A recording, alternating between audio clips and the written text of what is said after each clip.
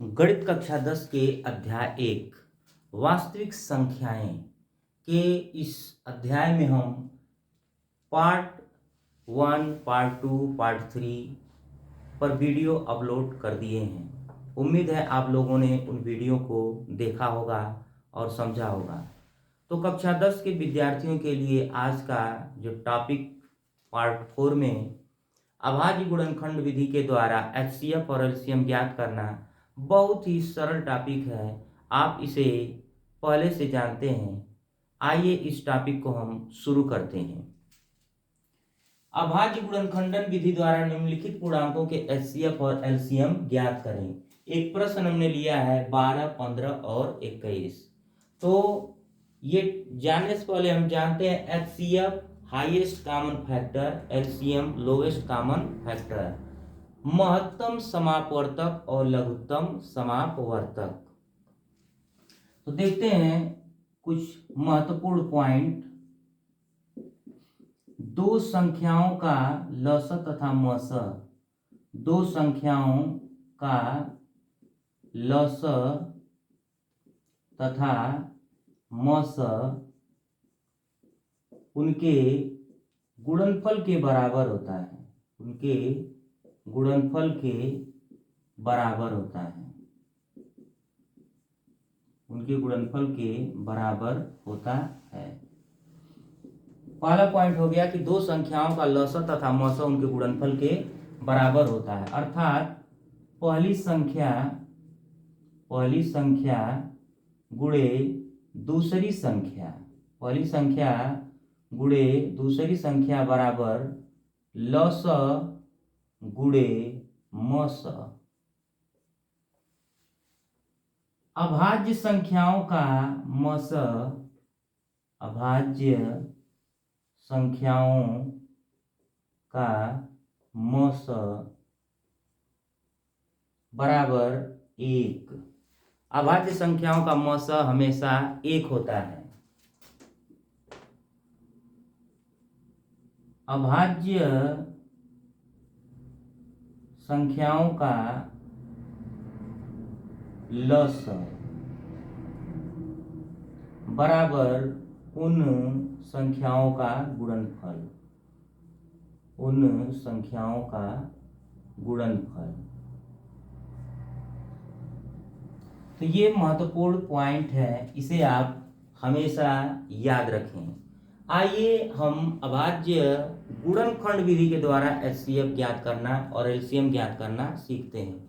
तो सबसे पहले हम क्या करते हैं, दी गई संख्याओं का गुणनखंड करते हैं, फैक्टर करते हैं। तो 12 का गुणनखंड हम क्या करेंगे, 12 का गुणनखंड करना है। तो क्या करेंगे, 12 को हम ऐसे 2 से 2 छका 12, 2 तेइयां 6 और 3 एकम 3। अभाज्य संख्या कहते किसे हैं, जो संख्या खुद से कटे और 1 से कटे वो हो जाएगी अभाज्य संख्या। 2, 3, 1 ये सब क्या है, अभाज्य संख्याएं हैं। तो 12 के सामने हम क्या करेंगे, लिख देंगे 2 गुणे 2 गुणे 3। अब इसी तरह से 15 का गुणनखंड करेंगे। तो 15 का हम गुणनखंड कर लेते हैं। तो 15 2 से कटेगा नहीं, 3 से कटेगा। तो 3 पचे 15 और 5 एकम 5। तो क्या लिख देंगे, 3 गुणे 5। अब हम 21 का करेंगे। तो 3 से ये भी कटेगा, 3 सते 21, 7 एकम 7। तो हो जाएगा 3 गुणे 7। अब देखिए एचसीएफ में क्या करते हैं, अगर संख्याओं का गुणनखंड करके हमको एचसीएफ ज्ञात करना हो तो जो सबसे कम होता है, अर्थात जो सब में कॉमन होता है, वही हमारा एचसीएफ होगा। और एलसीएम जो कॉमन मिले वो भी और जो कॉमन न मिले वो भी, सबको मिला करके गुणा कर लेते हैं, वो हमारा एलसीएम हो जाता है। तो एचसीएफ क्या हो जाएगा, इसका एचसीएफ बराबर जो कॉमन मिल रहा है, क्या कॉमन मिल रहा है, तो देखिए 3 मिल रहा है, यहाँ 3 मिल रहा है और ये 3 मिल रहा है। तो 3 सब में कॉमन है, इसलिए 3 क्या हो जाएगा, एचसीएफ हो जाएगा। ये हमारा आंसर हो गया। एलसीएम की बात किया जाए तो एलसीएम क्या होता है, जो मिल रहा है वो भी, जो न मिल रहा है वो भी, यानी जो सबसे मैक्सिमम पावर हो, सबसे उच्चतम घात हो। तो इसमें सबसे ज्यादा कौन है, दो, दो है, दो दो बार आया है तो हम लिख देंगे 2 पर 2 घात, यानी 2 गुणे 2। और जो मिल रहा है, सबसे पहले हम जो मिल रहा है उसको लिखते हैं, क्या मिल रहा है 3 गुणे कौन नहीं मिल रहा है, 2 2 इन सब में है नहीं मिल रहा है, तो इसको भी हम लिखेंगे 2 गुणे 2। 5 एक बार है, एक बार लिख देंगे। 7 एक बार है, एक बार लिख देंगे। अब सबका हम गुणा कर लेंगे, ये हमारा एलसीएम हो जाएगा।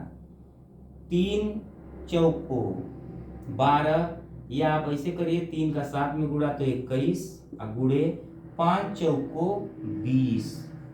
अब 21 का 20 में गुणा कर देंगे, 21 दूनी 42, 420। तो ये हो गया एलसीएम। क्या हो गया, एलसीएम। अब अगर आप एलसीएम ज्ञात करें इस तरह से कि 12, 15 और 21 का, ऐसे भी निकाल सकते हैं। 3 चौको 12, 3 पचे 15, 3 सते 21, 2 दूना के 4 और 5 7 कटेगा नहीं, उतार लेंगे। 2 एकम 2 और ये 5 और 7 नहीं कटेगा, उतार लेंगे। 5 उतार लेंगे, 1 हो जाएगा और 7 को उतार लेंगे। 7 से काटेंगे, ये 1 हो जाएगा। तो देखिए यहाँ पर तो एलसीएम में वही चीज आपको मिल रहा है। इन सब का गुणा कर देंगे तो हो जाएगा हमारा ये एलसीएम। तो ऐसे चाहे छोटा प्रश्न हो चाहे बड़ा प्रश्न हो, सब पर एक ही नियम लागू होता है अभाज्य गुणनखंड विधि द्वारा एचसीएफ ज्ञात करने में। तो उम्मीद है आपको अभाज्य गुणनखंड विधि के द्वारा एचसीएफ ज्ञात करना आ गया होगा। मिलते हैं अगले टॉपिक में, तब तक के लिए हमारे चैनल पर बने रहिए।